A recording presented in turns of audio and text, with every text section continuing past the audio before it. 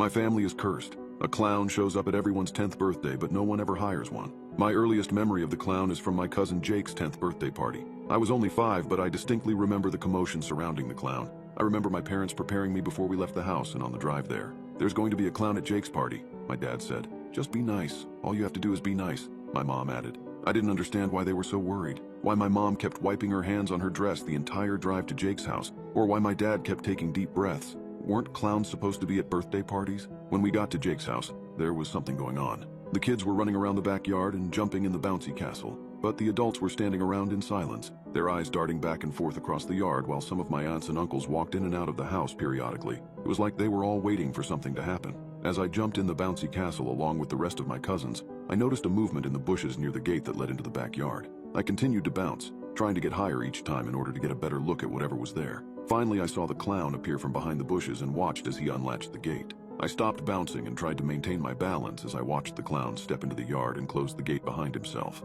I pushed my fingers through the mesh in the bouncy castle and pressed my face against it, staring at the clown as he scanned the backyard until his eyes landed on me. He stared at me for a few seconds and I stared back, not really knowing what to do. Nobody else seemed to have noticed him yet, and my cousins continued bouncing around behind me. He was short, and he wore a curly rainbow-colored wig. His face was white, and it seemed like his skin was naturally that pale. It didn't look like paint at all. His lips were normal size but bright red, and he had a giant round red nose. His eyes were dark, so dark that I couldn't distinguish the pupil from the iris. He had 2 black lines that started above his black eyebrows and ran down his eyelids to the tops of his cheeks, which appeared to be inflated with something. They were round and protruding with a pink blush on them. His skin was smooth like porcelain. He wore yellow polka dot pants that were held up by red suspenders, and a white shirt with giant red buttons down the front, and red ruffles around the neck, chest, and sleeves. He wore shiny red clown shoes, and he carried a gift bag in one hand. I don't know how long I stood there watching him, but suddenly, I was being pulled out of the bouncy house by my mom. She dragged me to a table and sat me down in a chair in between herself and my dad.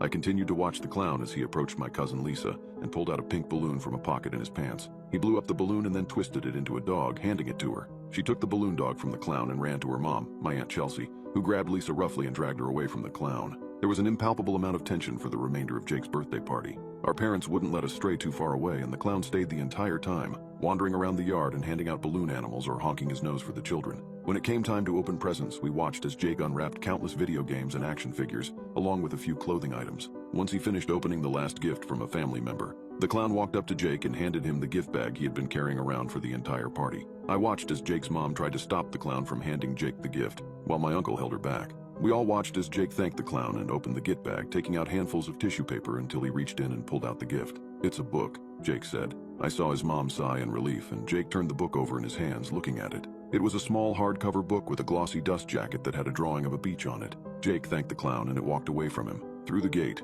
and away from the house. Once he was gone, Jake's dad snatched the book from him. I asked him about it later, but he told me his parents had thrown it out. I saw the clown a few times after that. At every cousin's 10th birthday party, he would show up in the same outfit every time and give them a hardcover picture book that their parents would get rid of.